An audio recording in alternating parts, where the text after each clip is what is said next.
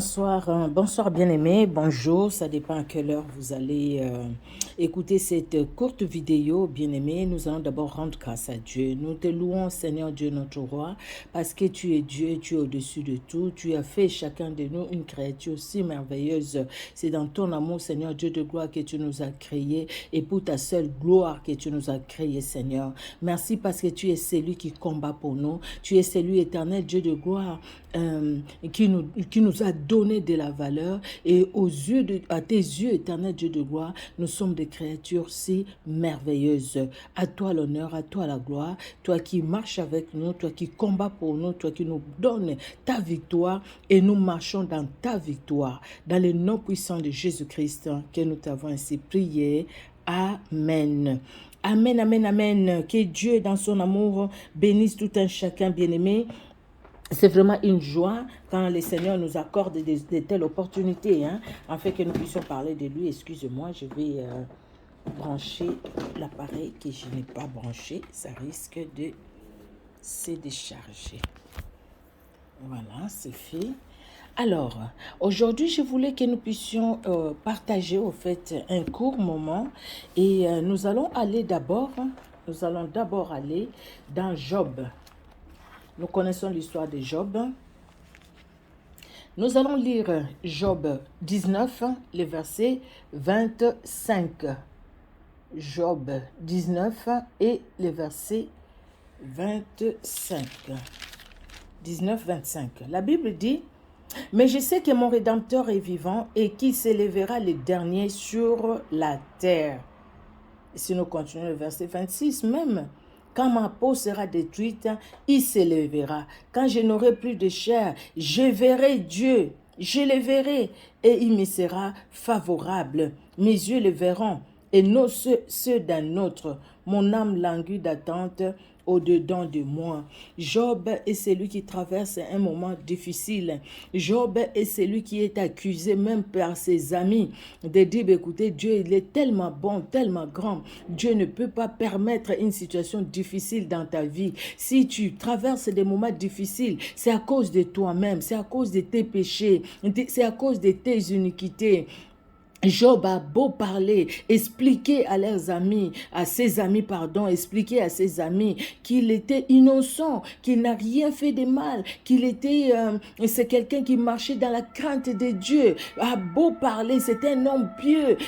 Il a parlé, mais ses amis pour eux, non. Quand nous voyons la justice de Dieu, nous ne pouvons pas voir un juste souffrir tel que toi tu souffres. Bien-aimé, cette pensée est montée dans mon cœur.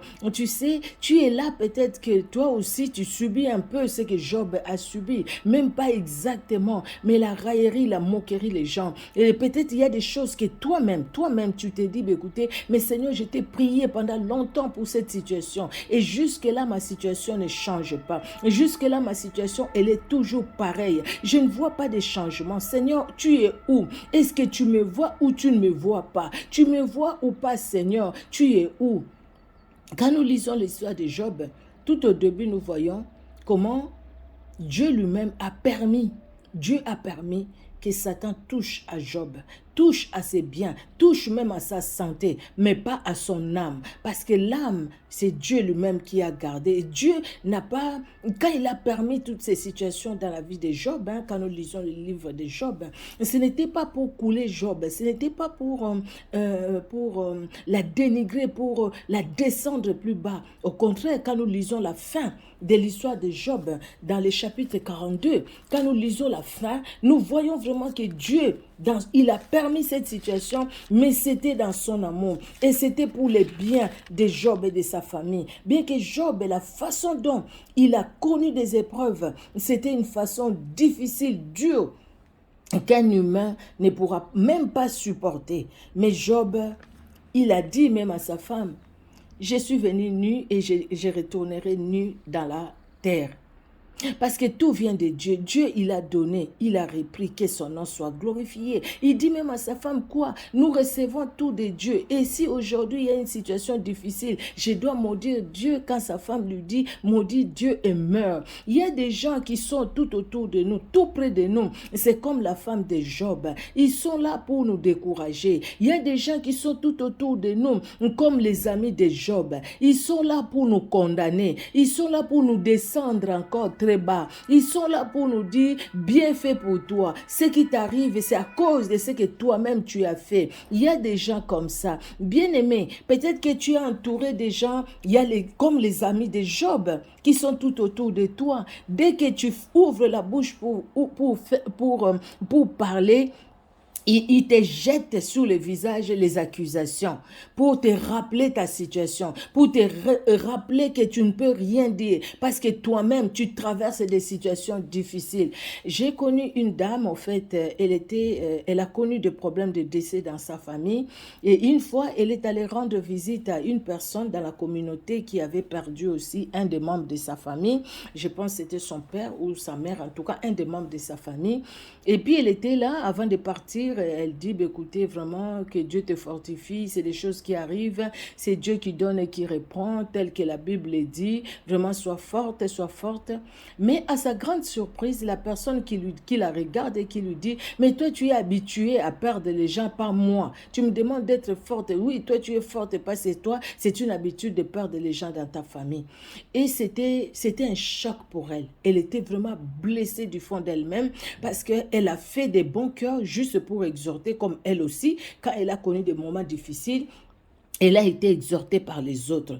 Vous savez, c'est plus facile des fois d'aller exhorter les autres, mais quand c'est ton tour, quand les autres viennent t'exhorter, des fois tu n'acceptes même pas cette exhortation. Elle n'avait rien fait du mal, juste exhorter l'exhortation qu'elle aussi, elle a réussi. Mais voilà comment la personne va lui répondre. Toi, tu es habitué. On ne s'habitue pas dans la souffrance.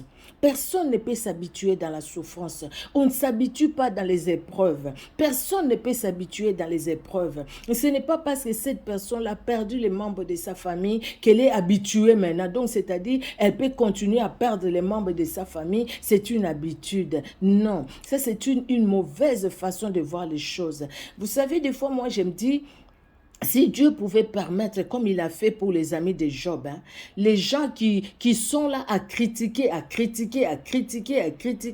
nous descendre, que Dieu leur dise, allez demander pardon à mon fils ou à ma fille, allez demander pardon, et moi, il priera pour vous, elle priera pour vous, comme il a fait pour Job.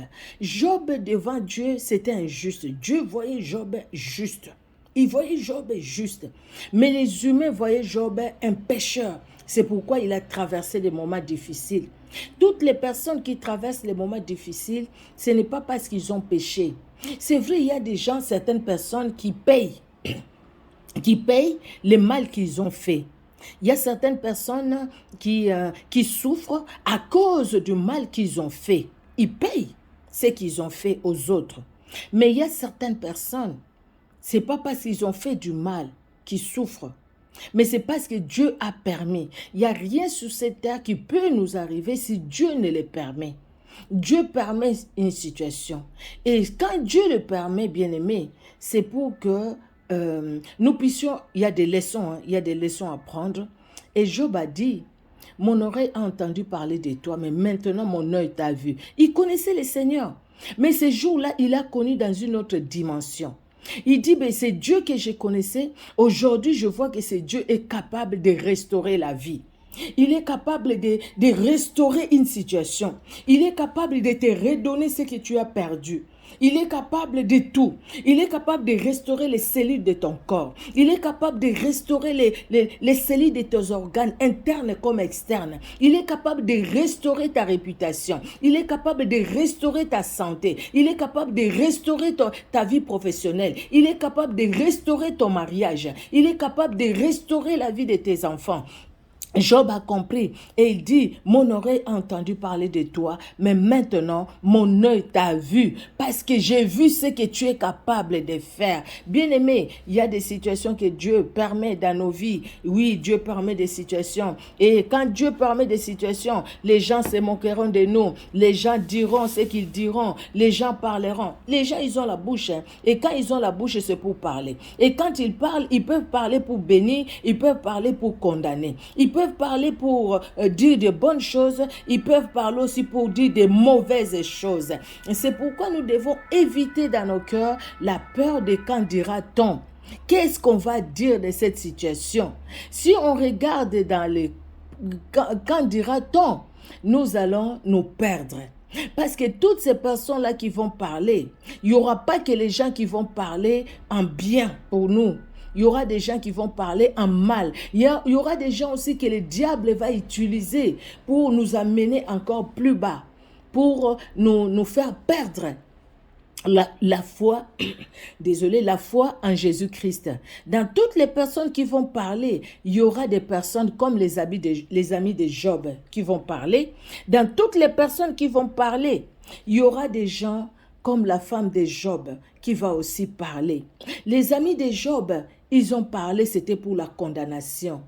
La femme de Job a parlé, c'était pour le découragement, pour ôter même la foi dans le cœur de Job. Mais Job a compris. Job n'a pas écouté ce que sa femme lui a dit. Et Job a répondu aussi par la parole. Job a relevé la tête pour dire, c'est Dieu qui nous donne tout. Les biens, nous les recevons de lui. S'il y a le mal aussi qui vient, nous devons toujours les glorifier. Job a compris quand ses amis sont venus les condamner. Oui, les condamner. Oui, les condamner. Oui, les descendre très bas. Lui montrer que tu n'es qu'un pécheur, Job. Ils sont restés pendant une semaine sans rien dire. Ils regardaient Job. Ils réfléchissaient sur quoi parler, sur quoi dire. Il y a certaines choses, certaines paroles que les amis de Job ont dit. Ces paroles-là, ce n'étaient pas des mauvaises paroles.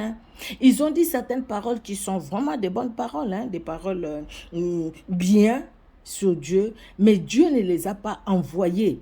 Donc toutes ces personnes qui viennent avec le découragement tout autour de nous, bien aimés, Dieu ne les a pas envoyées. Même si par leurs paroles, c'est des bonnes paroles qui disent peut-être, mais si c'est des paroles pour nous dire, regarde-toi bien, tu vois, les liens de famille, oui, existent. Moi, je suis quelqu'un qui croit à la délivrance à fond. Je crois à la délivrance parce que Dieu m'utilise, parce que j'ai vu des choses, j'ai vu des délivrances, vraiment des grandes délivrances, je l'ai vu. J'ai vu des grandes délivrances. Je crois à la délivrance. Je crois aussi qu'il y a des liens de famille qui peuvent bloquer la vie de quelqu'un. Je crois à cela. Je crois aussi qu'il y a des réclamations qui peuvent bloquer la vie de quelqu'un. Oui, il y a des gens qui ne croient pas. Moi, je crois qu'il y a des choses qui peuvent, des liens de famille qui peuvent réclamer toute une génération pour chercher à vous détruire. Certaines personnes qui prient, qui sont dans le Seigneur, mais qui sont encore liées, qui sont encore en train de vivre des situations de liens familiaux, qui sentent encore l'odeur de liens familiaux. Donc, il faut la délivrance. Nous ne les voyons pas aujourd'hui. On ne va pas parler de ça. Nous parlons aujourd'hui, bien-aimés, de ce que Job a dit. Je sais que mon Rédempteur est vivant et il s'élèvera. Les derniers, il s'élèvera. Oui, moquez-vous de moi, parlez mal de moi, mais je sais que mon Rédempteur est vivant et il s'élèvera. Regardons la vie de Daniel dans la fosse au lion. Aujourd'hui, nous allons parler que de ces deux, Job et Daniel. Daniel était accusé par ses amis. C'est dans Daniel 6. Daniel était accusé par ses amis, faussement accusé. Ils ont tout fait pour accuser Daniel sur les lois de leur pays, parce que Daniel n'était pas un idolâtre. Daniel avait confiance en son Dieu. Daniel connaissait son Dieu qui était le véritable et qui est le véritable jusqu'aujourd'hui. Et Daniel connaissait ce véritable Dieu. Daniel connaissait ce Dieu vivant. Oui, Daniel les connaissait. Mais les autres, là où ils étaient, à Babylone, ils ne connaissaient pas les dieux véritables. Ils avaient des idoles. Ils allaient s'incliner devant les arbres, ils invoquaient le soleil, ils invoquaient les poissons, des objets. Mais Daniel connaissait le véritable Dieu. Et ils adoraient les rois. Mais Daniel adorait le véritable Dieu. Ils l'ont accusé par tous les moyens. Au niveau de son travail, ils n'ont rien trouvé dans Daniel. Parce que Daniel craignait Dieu.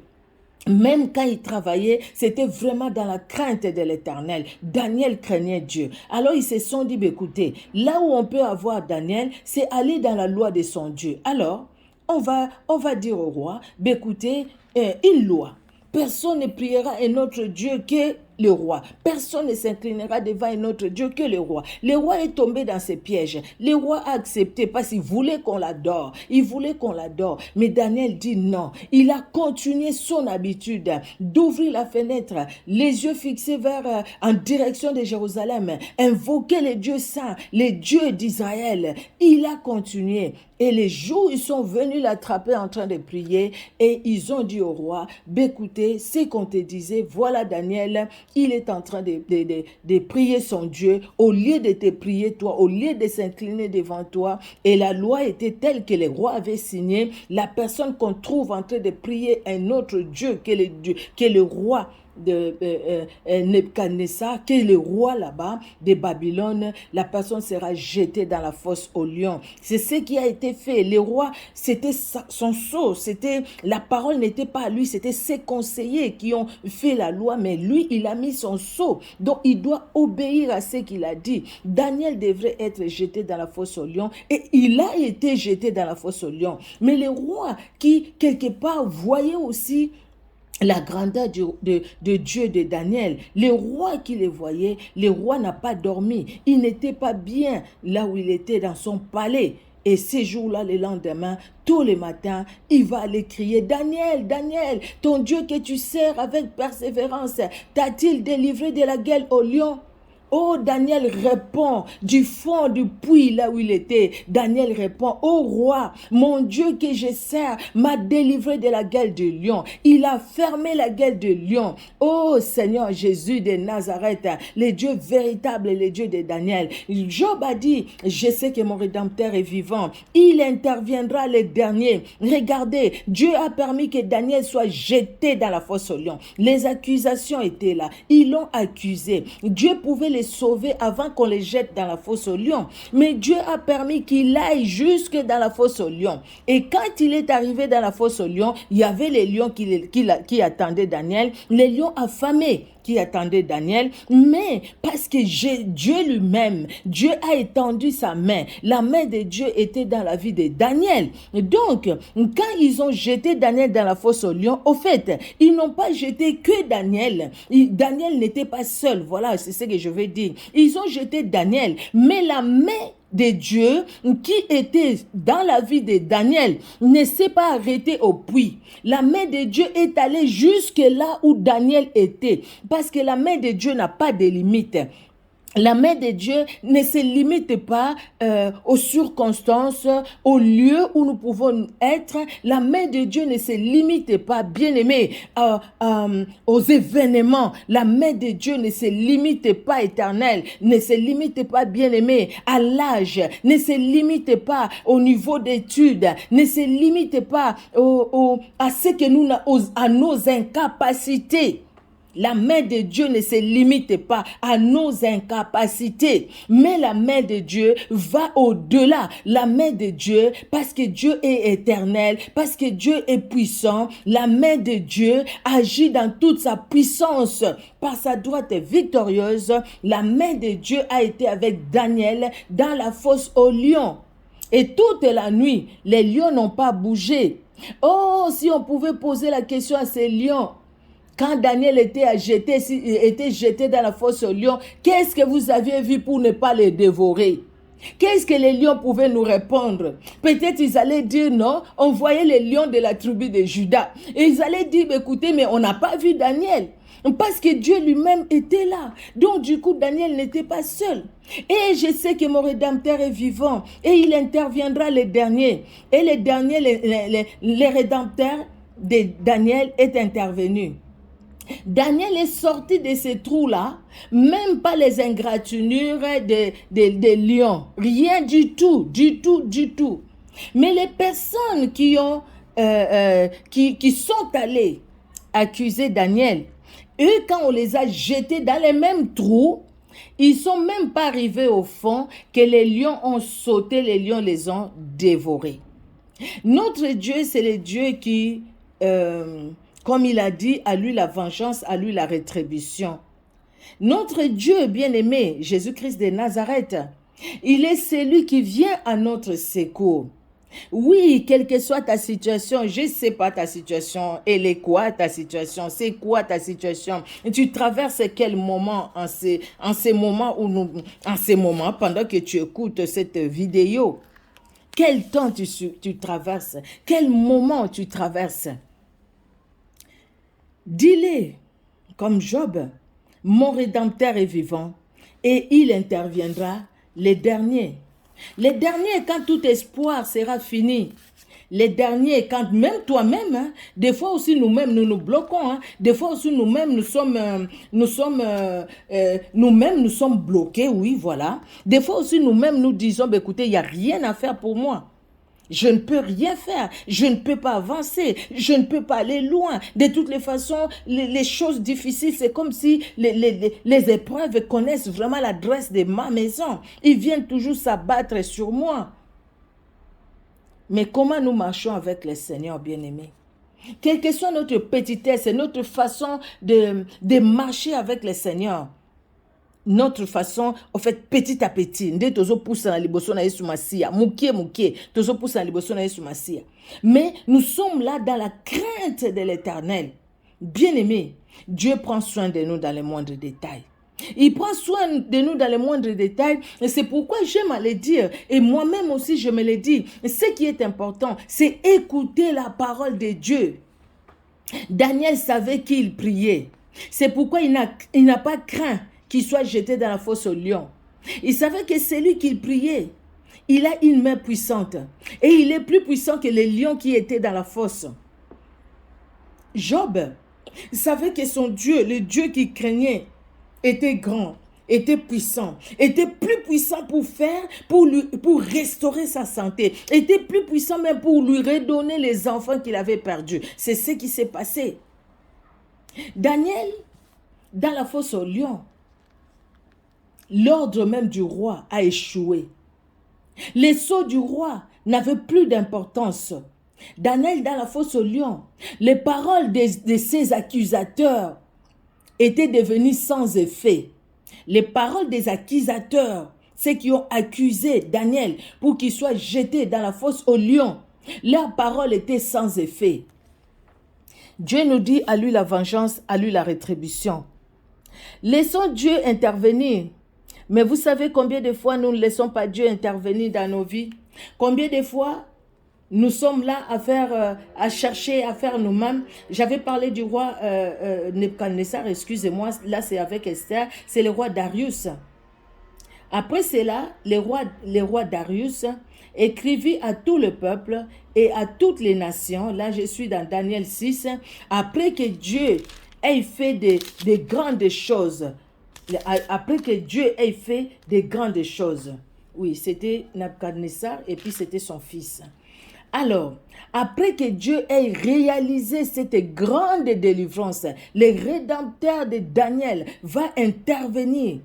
Après cela, le roi Darius écrivit à tout le peuple, à toutes les nations, aux hommes de toutes langues qui habitaient sur toute la terre, que la paix soit donnée avec abondance. J'ordonne que dans toute l'étendue de mon royaume, on ait de la crainte et de la frayeur pour le Dieu de Daniel, car il est le Dieu vivant et il subsiste éternellement. Son royaume ne sera jamais détruit et sa domination durera jusqu'à la fin. C'est lui qui délivre et qui sauve, qui opère des signes et des prodiges dans les cieux et sur la terre. C'est lui qui a délivré Daniel de la puissance des lions. Daniel prospéra sous les règnes de Darius et sous les règnes de Cyrus les Perses. Nous voyons, il y avait Daniel, quand ils sont partis là, ils sont arrivés là-bas, c'était Nabuchodonosor, le roi Nabuchodonosor. Et avec l'histoire de Shadrach, Meshach, Abednego dans Daniel 3, nous voyons, c'est le roi Nabuchodonosor, c'est lui qui a parlé, donc le père de Darius. Et puis Nabuchodonosor est mort, c'est son fils qui prend le pouvoir. À l'époque, ça se faisait comme ça. Et son fils, je pense, il savait quand même ce que son père lui avait dit, la grandeur de ces dieux, des dieux de Daniel, les dieux de Shadrach, Meshach, Abednego. Mais là aussi, son fils fait ce qu'il voulait faire. Et tout ça, c'est pas s'ils avaient des conseillers qui leur disaient, oh roi, vis éternellement, roi, voilà ce qu'on peut faire, voilà ce qu'on peut faire. Et généralement, les rois acceptaient. Ils acceptaient et ils faisaient et ils signaient, ils mettaient les sceaux parce qu'au fait, les conseillers leur ont dit. Et voilà ici le roi Darius qui reconnaît la grandeur de Dieu de Daniel. Pourquoi? Parce que le rédempteur de la vie de Daniel est intervenu. Toi aussi, mon frère, toi aussi, ma soeur, moi aussi qui parle, nous avons tous les mêmes rédempteurs. C'est lui qui a restauré la vie de Job. C'est lui qui a sauvé Daniel de la fosse au lion. Le même Dieu que tu pries, le même Dieu que j'ai pris. Sauf si tu pries un autre Dieu. Si tu pries un autre Dieu, si tu pries un prophète, si tu pries un marabout, si tu es dans les sciences occultes, répands-toi. Jésus-Christ s'est donné pour toi. Répands-toi. Mais si tu pries le véritable Dieu, bien-aimé, celui-là que Daniel a prié, celui-là que Job a prié, tu peux le dire avec moi ce soir. Je sais que mon Rédempteur est vivant et il interviendra les derniers. Que les gens parlent, que les gens se moquent, mais ton Rédempteur, mon Rédempteur, il est vivant et il interviendra. Les jours comme la nuit, il a marché avec Israël comme colonne de feu, colonne de nuée, et il marchera, il sera avec toi, il sera avec moi, mon frère, ma soeur et moi-même, il sera avec ta famille, il sera avec ma famille. Il est celui qui combat pour nous. Alléluia, il a déchiré l'acte dont les ordonnances nous condamnaient et qui subsistait contre nous. Il est celui qui a dépouillé les autorités, les dominations des ténèbres. Il les a livrées publiquement en spectacle en triomphant d'elles par la croix. Alléluia. C'est lui qui est allé jusqu'à la croix. C'est lui le véritable Dieu. C'est lui le rédempteur de ta vie, de ma vie, mon frère, ma soeur. C'est lui le rédempteur de ta famille, de ma famille, mon frère, ma soeur. C'est lui que nous cherchons. C'est lui que nous prions. C'est lui, bien-aimé. Si nous pouvons faire des courtes vidéos, des vidéos que ce soit courte ou longue, c'est lui, c'est Dieu-là qui nous a choisis, qui nous a envoyés. C'est ce Dieu-là que nous cherchons. Alléluia, que Dieu vous bénisse. Merci Seigneur parce que tu es le rédempteur de ma vie et tu interviens. Seigneur, tu connais la situation de tout un chacun. Rien n'échappe à ton contrôle. Merci et merci encore, car ta fidélité est là, ton amour est là, ta grandeur est là, ta bonté est là, car tu es là, Seigneur Dieu de gloire. Merci Seigneur, parce que tu es le même hier, aujourd'hui et éternellement. Tu ne changeras jamais, Seigneur Jésus. Alléluia. Sois loué pour cette soirée, sois glorifié, éternel Dieu d'amour. Dans le nom puissant de Jésus-Christ de Nazareth, que nous t'avons ainsi prié. Amen. Amen, amen, amen. Que Dieu vous bénisse. Bien-aimés, nous sommes sur la chaîne Micheline Kouchenza Télévision, TV. Écoutez, bien-aimés, abonnez-vous, abonnez-vous, abonnez-vous, abonnez-vous. Que Dieu vous bénisse. Nous sommes là pour la gloire de Dieu. Nous sommes là pour la gloire de Dieu. Nous apportons la parole de Dieu. Même s'il faut faire une analyse sur une situation, nous nous appuyons toujours sur la parole de Dieu. La parole, la parole, la parole. Et notre Maître et Seigneur, c'est Jésus-Christ de Nazareth. Amen, amen. Vous aimez Jésus-Christ. Voilà votre chaîne. Voilà votre chaîne. Soyez là, abonnez-vous et suivez-nous. Par la grâce de Dieu, parle avec le Saint-Esprit. Le Saint-Esprit nous parle. Le Saint-Esprit nous exhorte. Le Saint-Esprit nous corrige. Le Saint-Esprit nous éduque. Amen, amen. Soyez bénis. Au revoir.